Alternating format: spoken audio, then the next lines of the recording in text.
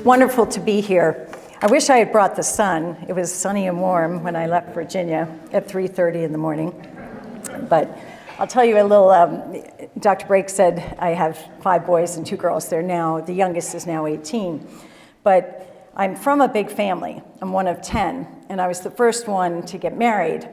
And my husband was an only child. And I had 6 sisters and 3 brothers. So the first time I brought him over to the house, my sisters decided they were going to have a little fun. So they kept switching names on him. And so he was thoroughly confused. But he likes to say he recruited experience. And so that's how we have 7 kids, and he's a great dad.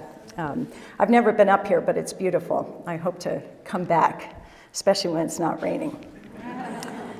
So, why are we here? Why are we here? Why are we talking about this? Certainly, we all love our children or our grandchildren, or we care about the children in our churches, in our communities. That's something that unites all of us.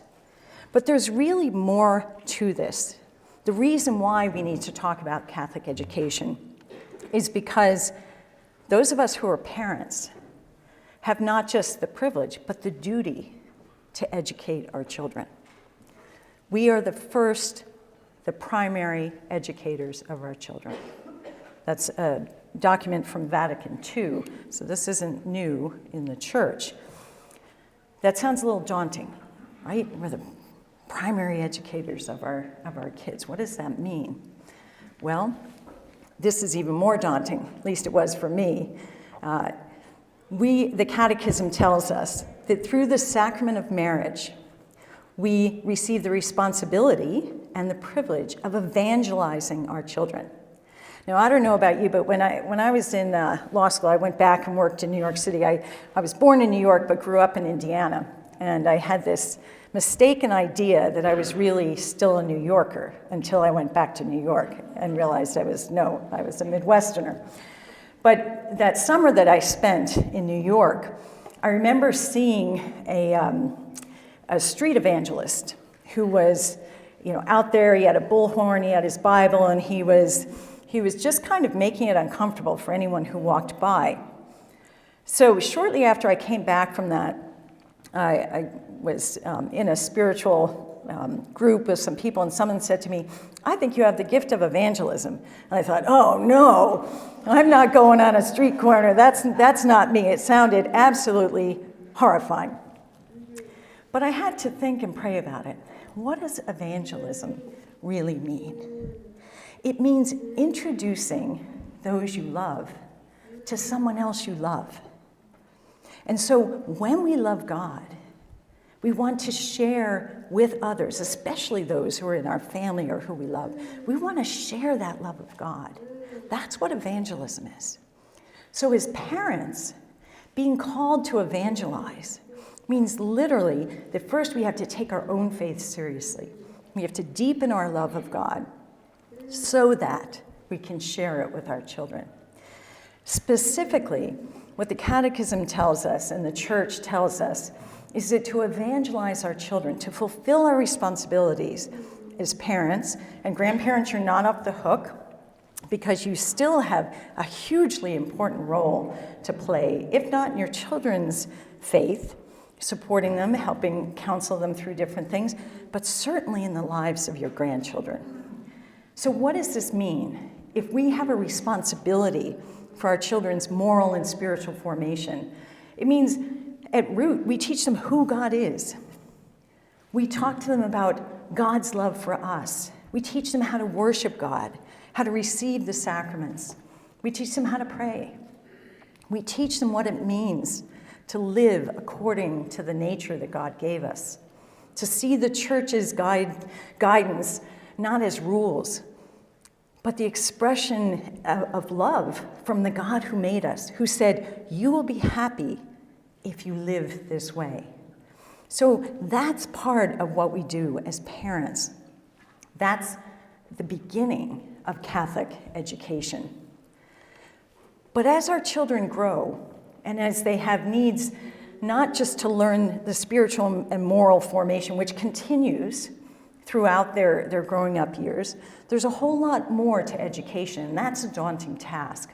But the church tells us we have collaborators, that the church, because the church has the mission to go and make disciples of all nations, the church is our partner, our collaborator in evangelizing our children, in teaching our children.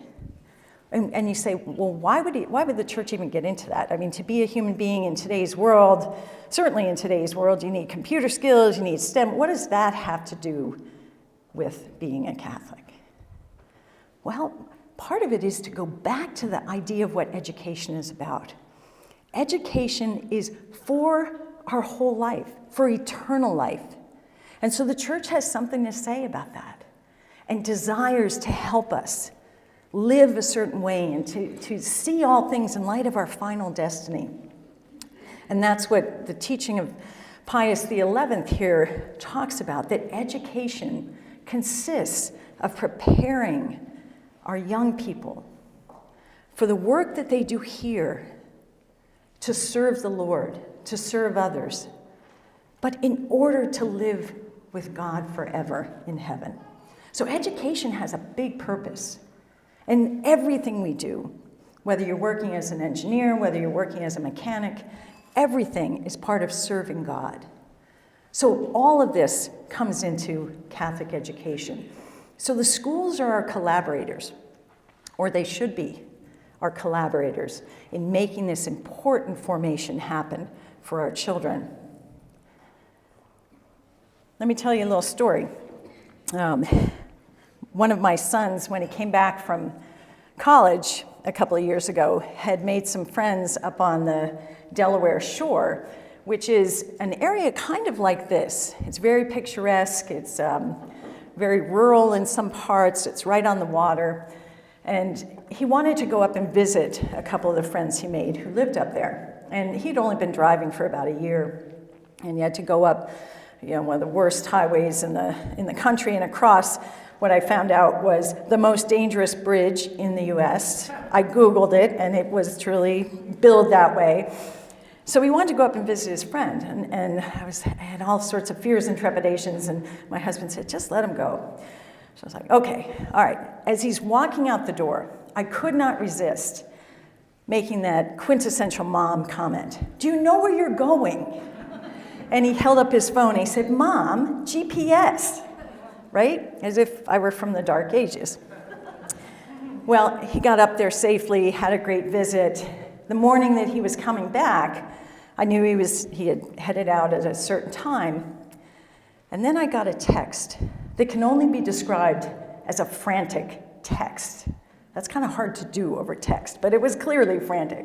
And he said, I'm lost. GPS out. And it turns out only his iMessage was working. That was how he was communicating with me. But as something had gone wrong with his SIM card. So I thought, all right, no problem. I'll just text him directions to how to get home. And so I said, where are you? And he said, I don't know. Because he'd been kind of driving in the countryside. He'd never looked at a map. He was so dependent on the phone. I don't know.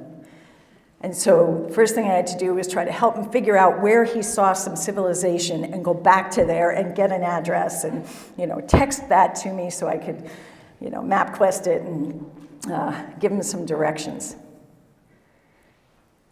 That story applies to where we are today.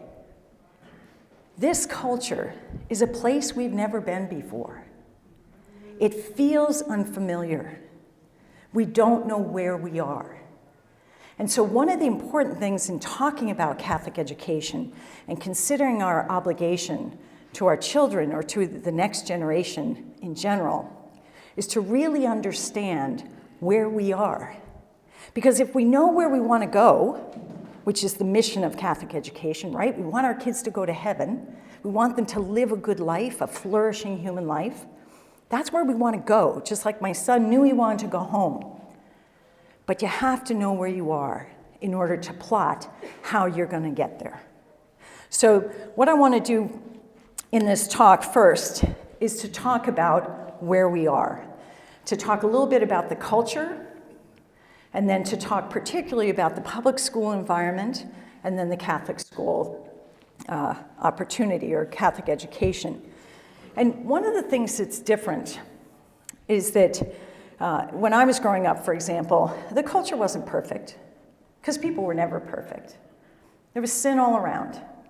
But the culture was basically still a Judeo-Christian culture, which means it was like a river flowing in the right direction, basically. You could still get caught on a little cul-de-sac or hung up on a branch or something, but it was basically taking you in the right direction, especially if your family was struggling through something. You didn't have your family necessarily to guide you in the right direction. The culture is not like a river flowing in the right direction anymore. It's like this stiff wind in your face as soon as you set out. So when our kids leave our home and they're going out into the wider world, we who grew up in a different generation, or even 10 years ago, need to understand just how different the culture is today and the impact that has on our kids, how they understand themselves, how they make decisions, what kind of reinforcement they're going to get. So that's a really important thing to understand. So I'm going to talk a little bit about that, as well as the changes in our culture in terms of faith, and then I'll talk about public education. And I want to put something out here first in terms of public education. I know many, many fine public school teachers, principals, administrators, families who have their kids in public school. Okay, so anything I say here is not meant to malign anyone or the good efforts that people are making. However, I think you'll see as I go through some of this that so many good people in our public schools wear a straitjacket when they're there. They are very limited in terms of what they can do, of both expressing their faith, but even going against the grain in terms of where the culture is going. So it's not the same. I travel a lot and speak with families all over the country, and one refrain I hear from families who may have a child who's like 25 and another one who's 15 is that they cannot believe how much the schools have changed just in a short amount of time. So let's dive in. The culture. My grandfather would not have known what to make of these images. This is our culture today. More importantly, this is the culture that our kids are drinking in every day, at least if they're on their phones, if they're on social media, if they're watching Netflix, if they have friends who are sharing things on Snapchat, or the million other TikTok and this and that. This is the culture. So it's shocking and radically different from what we grew up with. And I'll explain why these images should be so disturbing to you, as I explain what they really mean. But one of the things that's different about the culture is that our language is changing. And language is the touchstone to reality, right? How do we communicate? How do we express the truth that we see if our language doesn't mean what we think it means? If it's lost that tether to the truth, to facts, to biological reality. And so these images that you see here, again, are the kinds of things that I don't have to search far to get these things. These are headlines from the media, just about stories that have occurred over the past year or 2 years. But notice what's different. The media is putting out headlines that are literally saying something that's inherently contradictory, right? A man cannot give birth. By definition, sex, and let's understand, when we talk about biological sex, it's not just genitals. It's not like you change your genitals, you change your sex. Or your sex is your whole body organization towards a reproductive role. That's true across science, that when you talk about whether an animal is male or female, or whether a person is male or female, it's not something that can change. So we know what sex is. So to say transgender father gives birth as a man. The words are lying to us. The words are not telling the truth about reality. And yet, we become accustomed to this. And what happens is that it changes our assumptions. It makes us sort of double clutch when we read something. Well, is that true? What does that mean? One thing I've noticed in following, I work on gender ideology a lot, and one thing I've noticed, if you read crime reports, and I have feeds that send different things to me, you don't want to see my inbox. It's not a happy read. But one thing I've noticed is that there are a lot of crime statistics that now involve people who are identifying in all sorts of different ways. But you will get something where the headline says, "Woman assaults child." And it turns out it was a man who identified as a woman. But you may or may not have gotten that in the first story you read about it. So we're not even getting the truth about what's going on in our world. This picture of this father, or it's a mother and a son, points out something very important to realize about these cultural changes. They don't affect just the person who's making a decision to live a certain way. When someone chooses to identify in a way that's at odds with their reality, that changes the relationships for everyone. And I'm thinking of a family I know where the husband decided that he was a woman after he'd been married for like 35 years and had 4 children. And he was a teacher at the time, and his colleagues applauded him and celebrated him finding his authentic self. His wife was brokenhearted. She lost her husband, who now wanted to be addressed as a woman, and told her, well, we can be in a lesbian relationship. And she's like, I married a man. His kids lost their father. They wanted their father, who insisted that they now treat him as a woman. He wanted to put on makeup with his teenage daughter. So the pain and the suffering around these situations is tremendous, but it's not just the person who's going through this confusion or making these decisions. It's everyone that they're in relationship with. So these are huge cultural changes that we can see. We're also seeing a change in consumer culture, where corporations, kind of 30 years ago, I remember everyone thought of corporations as sort of staid and conservative and businesslike. Well, corporations now are all in on the culture changes. In fact, the activists, through a variety of means, kind of a brilliant strategy, have leveraged corporations as social change agents, not just through their advertising, but getting them involved in litigation, as you can see from this headline, where you have these big, giant corporations putting in amicus briefs to advocate for social change that's damaging to families, that threatens religious liberty. That wouldn't have happened 30 or 40 years ago. So that's another huge change that we're seeing in the culture. And just if you're curious how this is all happening, there's a lot of money that's going towards this social change. So these figures are from a group called Funders for LGBTQ Issues, and they're from, I think it was, 2017. So this is just 1 year, the amount of money that's being poured into these social change efforts. Most of the money goes towards advocacy. And a number of the donors who have stars by their names are people who have specifically funded efforts to curb religious liberty, that they want to shrink sort of the real estate that the church has or the freedom that people have in order to live out their faith. So these are real changes, real serious changes in the culture. What else are we seeing? A decline in religiosity. So if you look at this, Gen Z is the youngest generation. They're about 19 or 20 and up. I don't know what they're calling high schoolers right now. But Gen Z, if you look, you will see that there are more of them who are nothing in particular. The number who are atheistic, agnostic, So it's yellow, green, and blue. If you put that total together, realize what our young people are facing. So if Catholics are 17% of that young adult population, about 40% of their peers are agnostic, atheistic, or nothing.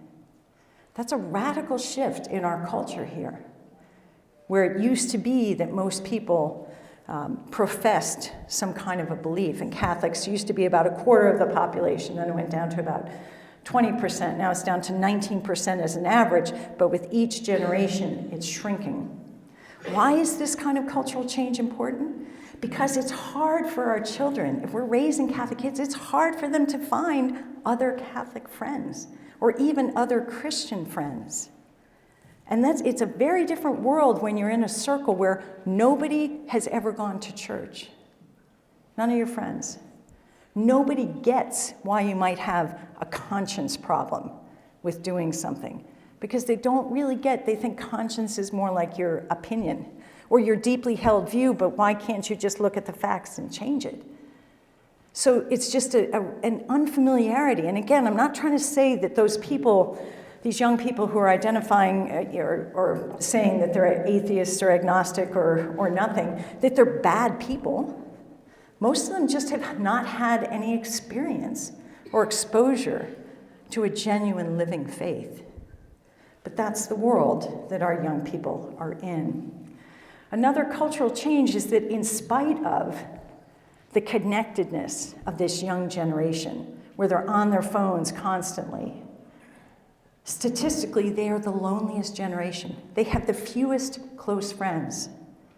They find it hard to have deep relationships and enduring relationships, because so much of their relationship is done sort of online or with a technology in between them and real people. They get in the room with someone, and I'm not talking about St. Michael's students, but just generationally, they're not doing well. They're lonely. They're lonely, and that's one of the toughest things in the world. If you're lonely, it can lead you to all sorts of places you don't want to go. So it's a lonely generation. It's a generation that does not have the same experience of faith that their own parents did. It's also a culture that's become increasingly hostile towards religious liberty. So that again, even something simple like someone saying, my conscience says, I can't go to your same-sex wedding. Go and celebrate, and we'll have pizza some other day, but I just, in conscience, can't go to the celebration. Will elicit calls or labels of bigot, people being shamed and shunned on social media, people taking a stand that used to support something as basic as male-female marriage, which 5 years ago was the law of the land, is now bigotry. It's now bigotry. So, schools, that's the culture.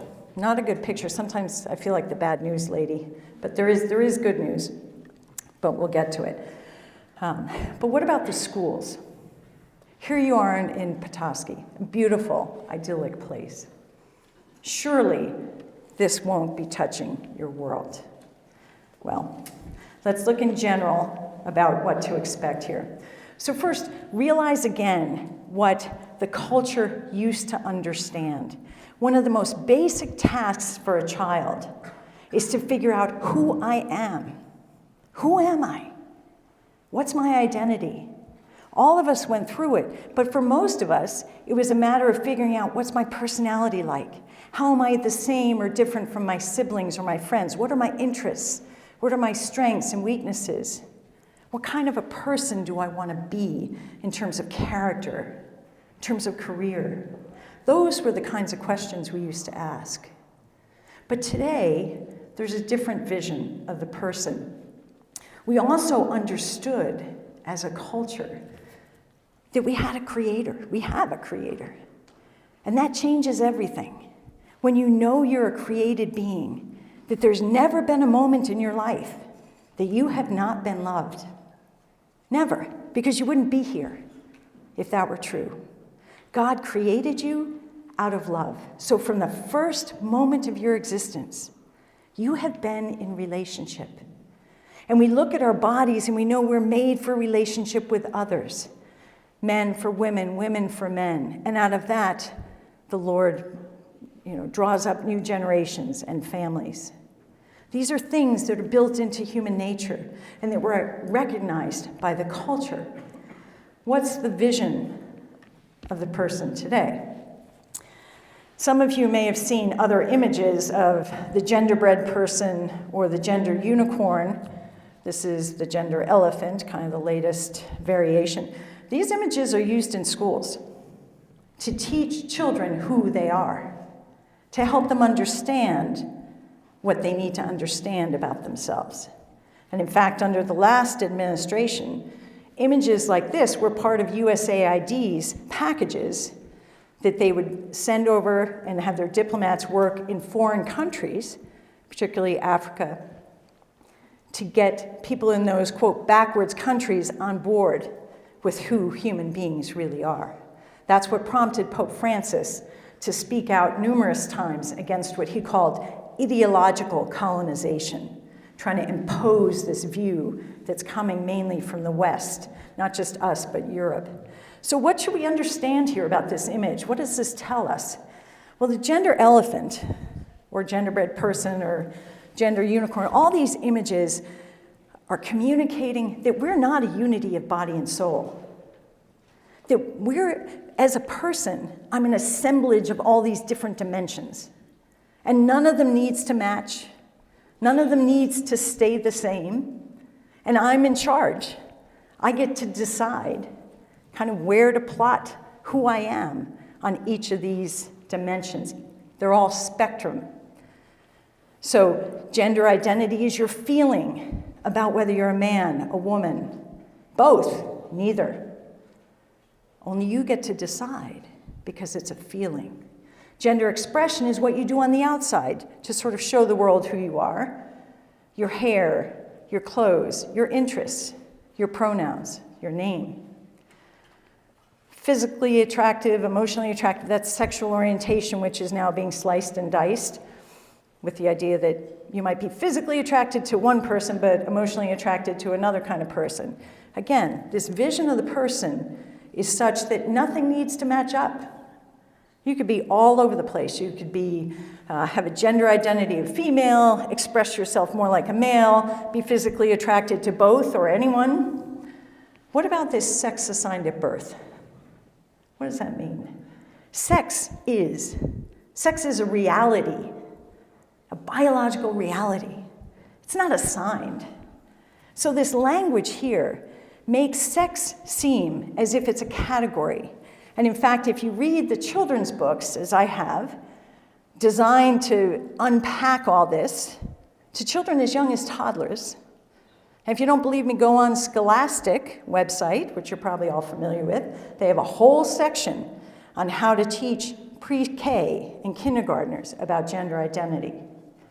So sex assigned at birth tells children that you're not really from that first moment either male or female, but rather, and this is a line directly from a kid's book, when you were born, the doctor looked at your body and took a guess as to who you would be. But only you know for sure.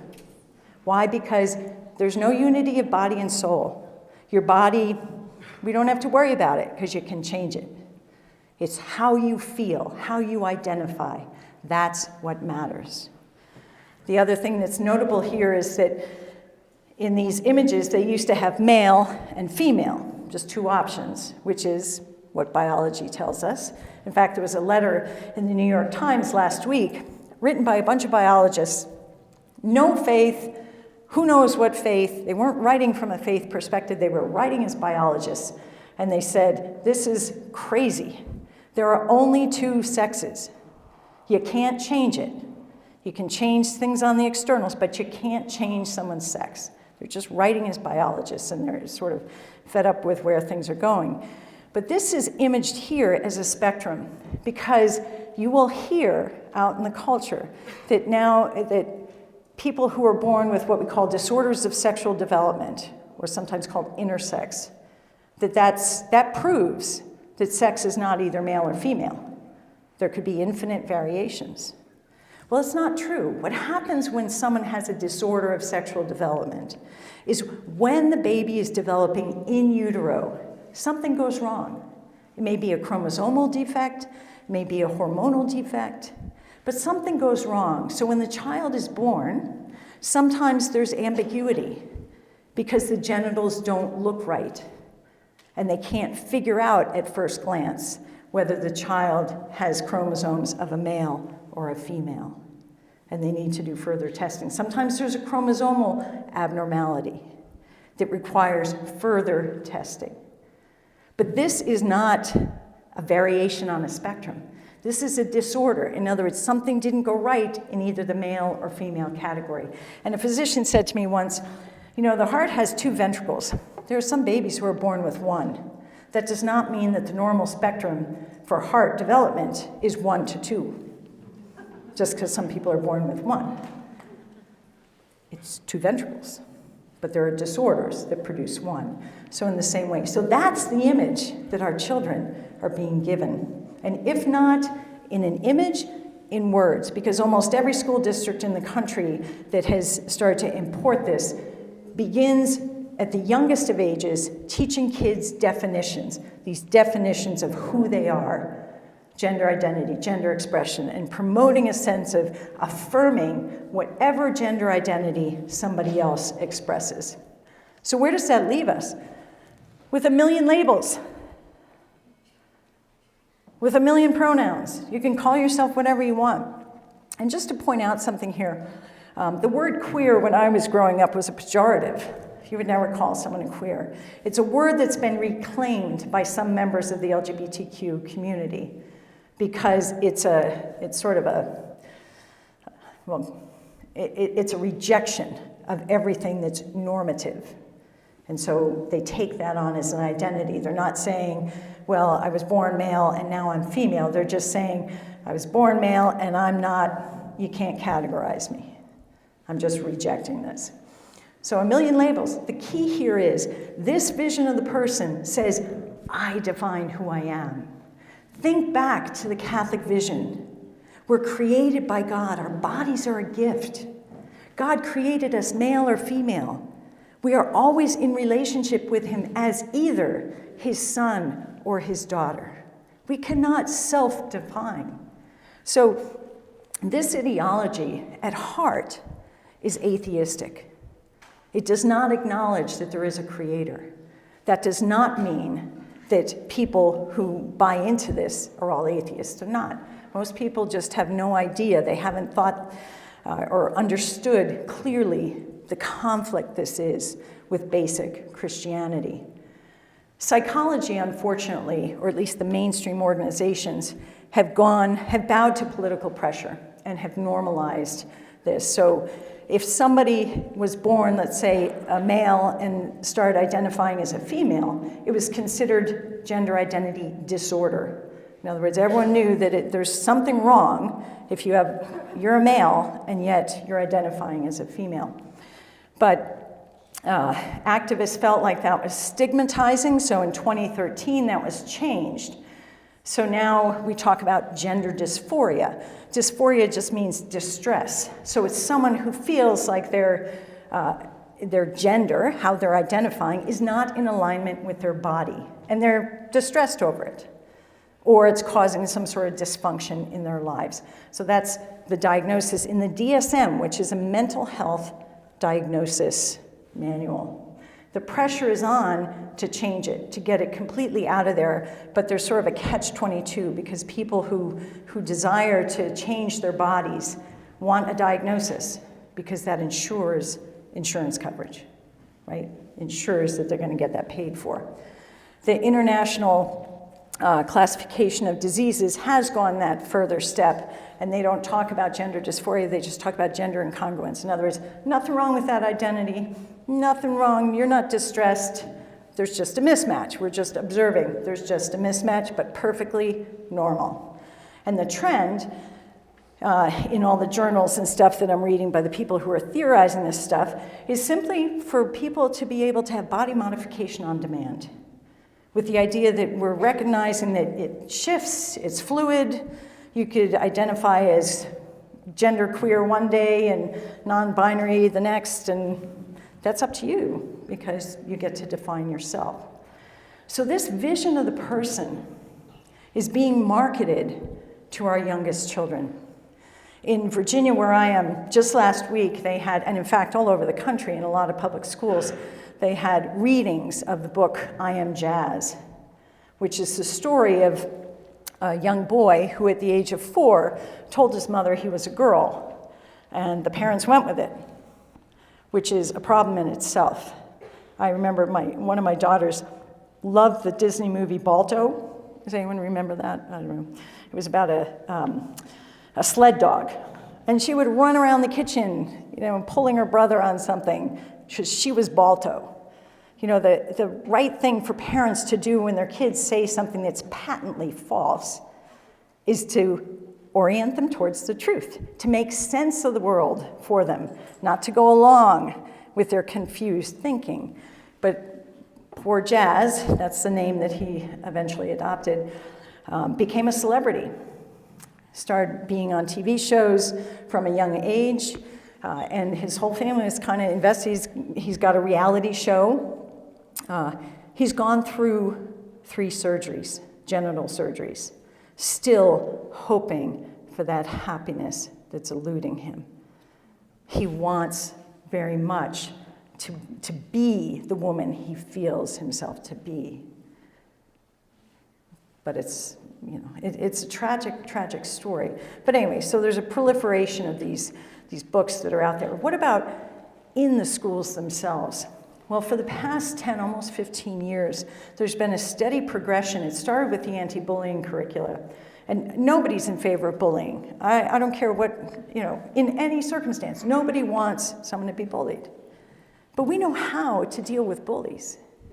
We know how to deal with someone being cruel or mean to someone else, and we need to protect that person. But what these anti-bullying programs became is an excuse to bring in a vocabulary, to bring in a different way of thinking. And so one of the prominent ones is this Welcoming Schools curriculum by Human Rights Campaign, but there's a proliferation of these anti-bullying things. But the Human Rights Campaign says right in their materials that their aim is to disrupt heteronormativity and cisnormativity. That's you and me. So what's heteronormativity? It's society being set up with the expectation that male bodies are made for female bodies are made for male bodies, that marriage is men and women, that's the normal state of affairs. Now that's considered heteronormativity, and it's considered not inclusive and discriminatory. Cisnormativity is the idea that society is set up to presume that it's normal for people to identify in a way that matches their bodies.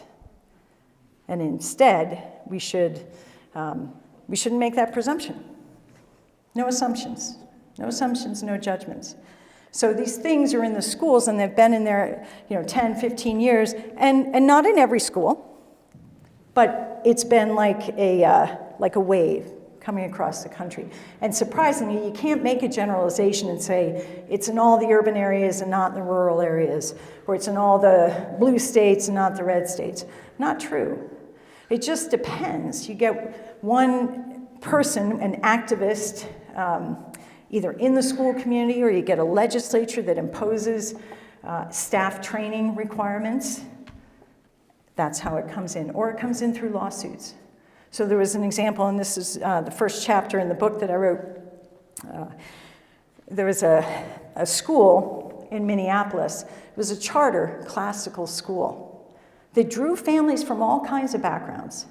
People of faith, people of no faith, people who were on the right, people who were on the left, and they all got along because they loved this vision of classical education. And then a family joined the school community, and announced that their son was, at first they said he was non-binary, and then they said he was transitioning to be female. And they wanted the school to let him use the girls' bathroom and to make all these other accommodations. And the school was slow to respond, so this family filed a complaint with the Human Rights Commission in that city. They ended up settling the lawsuit. And what happened? That family, who it turns out the father in the family was an activist, he chose that school. And then he started this in motion, pulled his own kid out, who by now had transitioned, and yet, under the terms of the settlement, everyone in that school is bound now to live as if they buy into this. That's how things happen. Lambda Legal is a law firm that has said that they will represent any child in the country who identifies as transgender, non-binary, or any of these things, and feels like they're being discriminated against in school. That's what's driving change in local school districts. It takes one person to threaten to file a lawsuit. And school districts, I looked at the annual report for Petoskey. There's, most of the funding is local, there's some state funding, but if you look at that budget and imagine fighting a lawsuit that's going to cost $2 million, school boards say, we can't do that. And so they cave to the pressure. And that's how social change is being forced on a lot of people who don't want that. And school boards are not being responsive to the families. They're not listening to the people in their community and working to make an accommodation for a child who's having difficulty, but not changing everything we know to be true, or requiring people to use pronouns that aren't true, and on and on. So what else do the schools do? In some states, I know Michigan there's a sex ed curriculum, but it's up to the district to decide if they're going to have one. In some states, there are opt-outs, that people can opt out of sex ed. And I think a lot of people thought originally that the sex ed opt-out was going to protect their kids and their families from this kind of stuff, and it doesn't. And here's why. You can't opt out of a school culture. And this stuff comes into the school culture because it changes the norms, changes the expectation. Tolerant behavior means when the boy sitting next to you today or yesterday says he's a girl tomorrow, tolerance means you say she and you call him by his girl name. That's how culture changes. One way that this also is introduced is by staff training, and I know Michigan has had an effort. I don't know if Petoskey's teachers have gone down, but there have been multiple trainings offered by the state of Michigan in all this LGBTQ cultural competency, as it's often called, but it's to align with the guidelines that the state put out in 2016. And so you bring teachers in and you train them in this, or new graduates from teacher schools are all getting this stuff in their teacher training schools. So for example, Catholic schools, and I work with a lot of dioceses in trying to train and retrain their teachers in light of what's going on in the culture. You get someone who's a new graduate from a teacher training program, say at University of Colorado, they are not going to believe what the church believes, or at least they're going to be used to acting in a way that is directly contradictory to church teaching. And so you have to start from the beginning and explain why it's a problem. So it gets very complicated, as you can see. That language thing comes down to the kid level. So last year, the group Gender Spectrum, which has been one of the most influential drivers of this change, particularly at the school level, came out with a document called Principles of Gender-Inclusive Puberty and Health Education. So principles, so it's not a curriculum, so you don't have to get it approved by a school board. It's just principles that you can educate your teachers in and they can incorporate into their health education. What's gender-inclusive puberty education? Isn't puberty, by definition, what happens to the sexed body, to females or males? Not anymore. As you can see with the language that's up there, teachers are instructed not to attach body parts to a particular sex. So it's completely anti-science. But the rationale is you might have a child in there who really is transgender, and they're going to feel excluded. And if you separate boys and girls, they won't know where to go. And so it just builds on itself. But this is not like some California thing that stays in California. Okay, this is coming all across the country, and I've seen it in all sorts of school districts that you wouldn't expect. So, do you even know? Have your teachers been trained in this kind of thing? The teachers you have now in the public schools here? It's worth asking. You may not get a straight answer. You may have to do a FOIA request, which is what a lot of parents I know from Washington to Oregon to Virginia to Maryland to Pennsylvania are doing in order to figure out what's really going on with their school districts. All right, so what else? Gender dysphoria. So if a child identifies as transgender, non-binary, or whatever, what does that mean? What is it when a child says they have gender dysphoria? Well, look at this criteria. It's if they have a desire, a preference, a feeling. There's no measurement. There's no test. You can't do an X-ray. There's no way to validate what's going on. It's just a feeling-based self-diagnosis. I have gender dysphoria, and then the whole world turns upside down. I was out speaking in Colorado last year, and there were 3 middle school teachers at my, public middle school teachers at my talk, and they came up to me afterwards and they said, yeah, it's a thing. Being non-binary at the middle school level was a thing. You know, kids have instant, not just popularity, but attention, because the school has to jump all over itself to accommodate their preferences. So just be aware of that. When people talk about gender dysphoria, there can be real pain. Kids can be really confused. But this diagnosis is not based on something scientific, something measurable. It's feelings. And we have to acknowledge that. And what we did in the past was when someone had these confused feelings, we would say, I wonder why. Let's explore what are the wounds underneath. They would make it so horrible for a girl, for example, to want to be a girl. Why does she want to be a boy? Is it safer? There's a high rate of sexual abuse in adolescent girls who identify as transgender. And you wonder, this is a very tough society for young girls. And the ratio has flipped. It used to be we saw more males identifying these ways. Now there's just been a geometric spike in adolescent girls. Girls who don't fit in, girls who are unhappy with their bodies, girls who are struggling with same-sex attraction, and they're told the answer to their problems is to transition, that they're really transgender. So the standard of care is when someone asserts that they have this identity, everyone is supposed to affirm them. Then they socially transition. They change all the externals, name, pronoun, hair, all that kind of stuff. And then they can go on puberty blockers, if they're right at the beginning of puberty, which literally shuts down development. And the propaganda will say it's fully reversible. It's not fully reversible. You cannot stop a natural process in the body for 2 or 3 years and say you're just the same. You can just sort of pick up where you left off. There's all sorts of brain development. It's a whole body thing. It's not just secondary sex characteristics. And the worst thing is, once kids go on puberty blockers, there's a high likelihood now where they used to kind of resolve these feelings. The majority of kids, 80%, would resolve these feelings either with therapy or just nothing, just wait it out. It's flipped. Kids who start puberty blockers, only about 3% of them resolve those feelings. Why? Because they're being affirmed. It's being reinforced. If a girl starts dressing like a boy, and you start calling her a boy's name, and then you put her on puberty blockers so she doesn't develop breasts, you're reinforcing that falsity. You're telling her she's like a boy. And then what happens? She's in a classroom where everyone's developing. Everyone else is going through puberty, and she's not.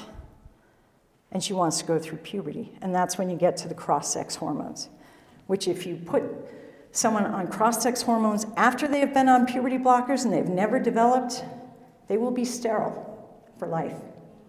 Okay, so these are serious consequences.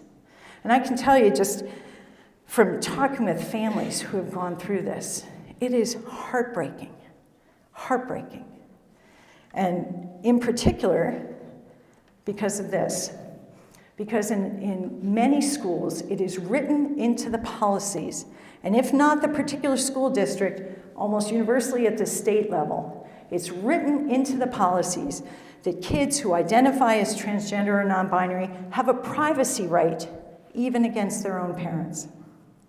So if the child tells the school that their parents are not supportive, the school makes a decision whether or not they're going to tell the parents that they're going to go ahead and transition the kid at school. And so parents are finding out 9 months, 10 months down the road that their child has already been basically transitioned at school. And it's how do you reverse that? It's very difficult. This was actually a training slide from Broward County, Florida. Their staff training, Transgender 101. So it's talking about all this gender stuff. The first time they mentioned families in that whole deck was this one, showing parents kicking a kid to the curb because they're struggling with something. So this is, unfortunately, good teachers are being encouraged to see themselves as the only safety net a troubled kid has, as the only protector, which is just not true. Parents care. Parents want to do what's right for their kids. This is an intake form from Montgomery County Public Schools, Maryland. So when a child of any age, elementary as well as high school, says to a teacher that they are identifying or feeling like they're the opposite sex or non-binary or something else, someone from the school talks with that child and asks them how supportive their parents are. So you look at this, there's a checklist. The school is based on what the child says. The school is going to mark, well, this parent's an 8, this parent's a 2. And then they'll decide on the basis of that whether they're going to call the parents and tell them that their child is requesting to transition. Now think about that. If you really thought parents were abusive, what are you supposed to do? Call Child Protective Services, right? And if it's not true, parents have a chance to prove that it's not true. What's happening here is schools are making a judgment on the basis of a child's assertion of an identity. And parents don't even know. And even if they did know, they have no opportunity to present evidence or to say, of course I'm supportive, we just disagree. I know she's gone through a hard time. The schools don't ask those questions. They don't know what's happened in this child's life that may be traumatic and causing this. All they know is they're going to affirm this for the child. So just to reinforce, sex, male, female, is forever. You can't change it. All these things do is just disrupt the normal body functions so that we see girls literally at the age of 13 and 14 getting double mastectomies because they're identifying as male. And then we've seen even genital surgery. It's supposed to be 18, but I've seen medical studies documenting this happening to 16-year-old boys, 17-year-old boys. And if that doesn't make you guys go like this, it ought to. I mean, you're castrating teenage boys because something's wrong emotionally and they feel like they should be female. And adults are going along with this. And what's happening is this: it's normal for there to be a range of personalities, right? So that purple area just shows, there's a bell curve to things that are sort of typical female personality traits, typical male, but it's perfectly normal to be there somewhere in the middle. Instead of saying, great, you've got this kind of personality, this kind of interest, go, you be you. But if you're born a girl, you're a girl being you. A girl who likes to do whatever, or a boy. Instead, we're saying, oh, your interests or your desires are more like the opposite sex, so you must be the opposite sex. We'll transition you. It's just crazy. All right, and so what are we seeing as a result of this? We're seeing social contagion, especially, again, with these adolescent females identifying as transgender or non-binary. But this is data from one of the largest studies that's done every year on high school kids. So if you look at Massachusetts data, they were one of the first ones to start measuring gender identity, what kids describe as gender identity. And so 7% of kids in 2009 identified as either LGBT or T. By 2017, it's up to 14%. Okay, this isn't the case of people all of a sudden like really being something. You can't really be transgender. You're really confused. We're just encouraging this. This is just happening because people are being affirmed as soon as they turn around. Michigan, just this past week, there was, or about a week and a half ago, there was a bill introduced to now make sure that sex ed includes SOGI, sexual orientation and gender identity. Who knows if it will get through? It's already in the guidelines, which again are guidelines, they're not mandated. But I'm here to tell you, this is coming to your community. And I know in the next town over, Charlevoix, is that how you say it? So they've already made accommodations for a student who identified as transgender. So they're changing the bathrooms to put, it's a girl who identifies as male. So they're putting in stall dividers because either she's uncomfortable or the boys are uncomfortable. But that's just one of many changes that will come. She's going to want to be called he. Well, what about your right not to say he if she's really a she? What about your conscience right that says, I'm not going to affirm something that I believe is an offense against my Creator. He made this child a girl. I'm not going to deny that. So what else are we seeing? Something to be careful about are what books are being brought in.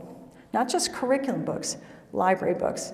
What we're seeing is activist groups across the country will donate books that are just very sexually explicit, but they're designed to be, quote, LGBTQ inclusive, so that anyone who identifies any certain way can find themselves in these library books, and they're just very offensive. Why is this happening? Because all of the major education associations have thrown in their lot with this ideological movement. From the school principals organization, to the school counselors organization, to the school superintendents organization, all of those professional organizations. Not one has bucked the trend. Every one of them is backing this.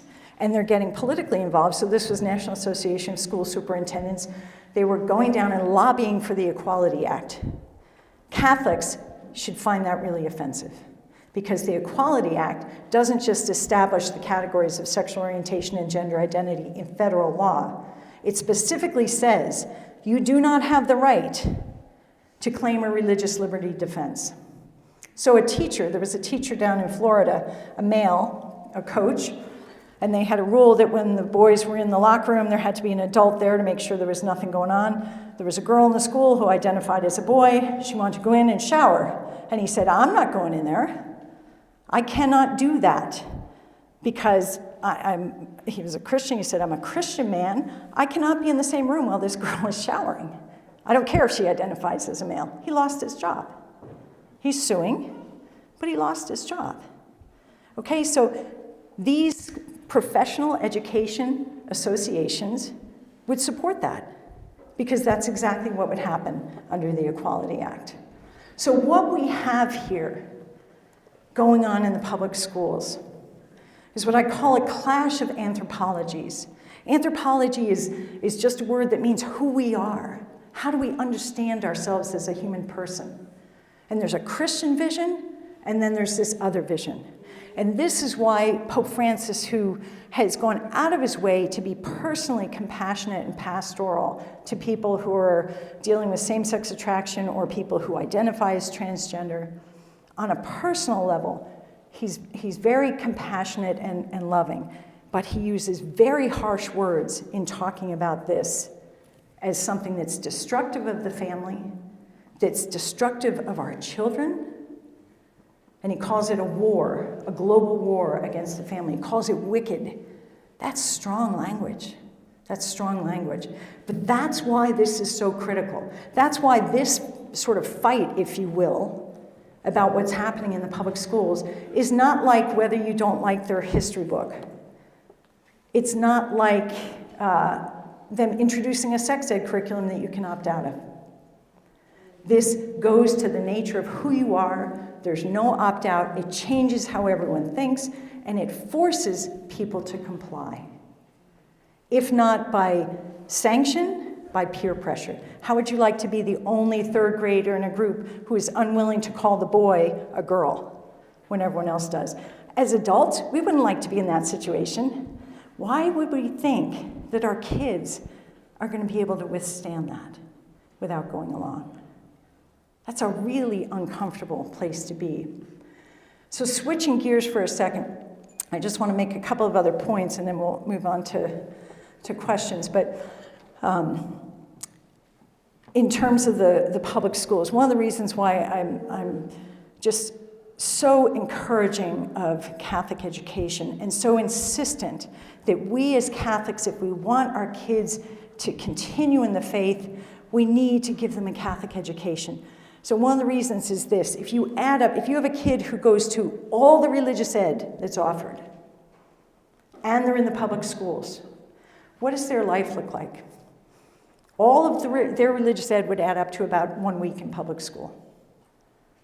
Okay, there is no way, if they are immersed in that environment, not just with the gender ideology, but what happens in the public schools is not like the public schools of 20 years ago or even 10 years ago. God's not only absent, but there's a hostility. So how do you discuss the big questions about science, about what happened in history and what was just or moral or immoral? How do you discuss that without being able to talk about God and the laws that he's given us and what we know is true? When our kids get used to grappling with serious issues and keeping God out of that conversation, what does that teach them? God's not really relevant to the big questions of life. And if you do that for 12 years, you graduate and you go to college, God's not going to be really relevant to the big questions of life that you're facing. And that's why so many parents, literally when I go and speak to parents, one of the heartaches of people in my generation is to see your kids leave the faith. And yet, how can we expect anything different if they're immersed in an environment that is not only not feeding their faith, but can be toxic to it? And so when we look at the data, indeed, we see that's what happens. CARA, which is the Center for Applied Research in the Apostolate out at Georgetown, does a lot of studies on Catholic education. They did a number of studies that turned up this data. So they interviewed millennials, and what they found was that millennials who had attended public school all the way through, K through 12, only 5% of them were weekly mass goers as adults. If you were doing an investment, if you were seeking investment advice, and someone told you 95% chance it's not going to go the way you want, would you invest? We're investing the lives and souls of our kids with a very poor return. Now, the return on Catholic education should be much higher. This is an average across all Catholic schools. They didn't distinguish between classical or diocesan or faithful or not. But even so, at least you've got a shot. It's 4 out of 10 persevere in their faith and are weekly mass goers. I'd much rather, take those odds. And again, that's not to say that there aren't individual kids who will go through a public school system and who will come out and be the stronger for it. But it takes a particular kind of kid with a particular kind of personality that doesn't mind being, the person who's always out of step, doesn't mind speaking their mind, and has a strong family and is being fed in other ways. But that, as you can see by the numbers here, that is the exception. So when I think about the future of the church and reform efforts in the church, Catholic education ought to be at the top of the list. You know why? There won't be anyone in the pews when we're old, because we will lose that younger generation. Because almost 9 out of 10 Catholic kids are in public schools. That's a lot of Catholics. You get a 5% return on that. It's not going to take long before those numbers have really dwindled. And this is where not just parents come in, but grandparents. Because sometimes your own kids may not be as strong in the faith. And so they look at a Catholic school and they say, yeah, I'm not paying $5,000, $10,000, $15,000 for that. But if a grandparent says, you know what? It's a better education, and it's better for them as a person, and I'll pay the tuition. There aren't a whole lot of parents who would turn that down. So we all have to be invested in this. And if you're someone who's a giver, who's a philanthropist, think about what you can do to strengthen Catholic education. And St. Michael's here is just a godsend. I cannot imagine if you had nothing. But it's not just sort of not being the bad. It's giving so much more. Because as we've talked about, these problems in the public schools, and again, let me emphasize, there are good people in the public schools doing the best they can, and good families, so I'm not slamming that. I'm just saying they're not calling the shots. But even in talking about everything that the public school does, it's only half the story, because there's a vision. There's so much more that our children should be getting. It's not just a question of, can we keep the bad at bay and make sure they get their math and their science and learn French or whatever. There's thinking and reading and writing and conversations on a deep level to understand who they are and how to make sense of the world. And you don't get that in the public schools because it's not oriented towards truth, ultimately. And I think I'm going to skip over the educational thing. It's no mystery to anyone. The public schools are failing at doing the educational job. This is just one statistic from Michigan. But basically, across the country, only about a third of public school students are proficient. That means adequate in the basic skills of math and reading. In this area, I checked the schools around here. They're a little bit higher, but still, it's like proficient is nothing to boast about. And when the best you can say is like 60% of your kids are proficient, you're falling short. Your kids are not getting what they should do or what they should have. So what to do? The vision. If we want to teach our kids, to show them the goodness in life and to know who God is and how to make sense of their own life and make good decisions, we want them to understand there is truth. There is good. Beauty is a sign of God because he's the author of beauty. He's the creator. When you're immersed in that, your soul expands, your vision expands. You see things you didn't see before. So it's not simply avoiding the bad. It's becoming the human being that God wants you to be. And so I'll leave you with two comparisons here. This is Petoskey High School's mission statement. Yeah, kind of pragmatic. What are we about? Basic life skills, high-level performance, which I thought was kind of odd. Most schools will say excellence. Wasn't in there. Foster positive development of health, citizenship, self-image, lifelong learning. There's no truth there. There's no sense of knowing what's good, being able to discern, to be a person who lives according to the truth, who has a life that's full of human flourishing because you're making good decisions, because you see the truth and you know what's good and you want it. That's not in here. So again, it's just an inadequacy. And I just pulled the St. Michael's. And you can see the difference. So they're quoting JP2, talking about truth, which is built into the human heart, the desire to know truth.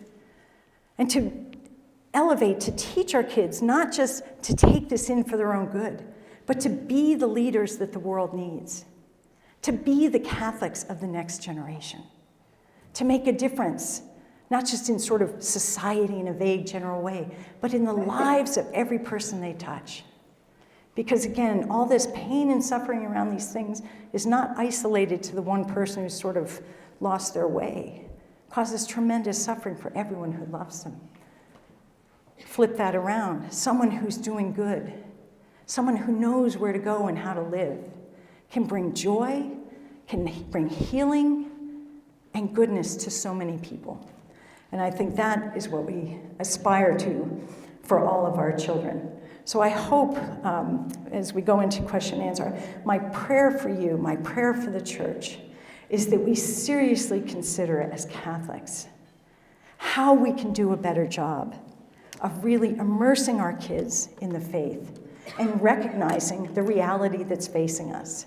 This isn't time to be ostriches. This is time to really look at the facts and then say, we can do better. We can do better. Thank you very much.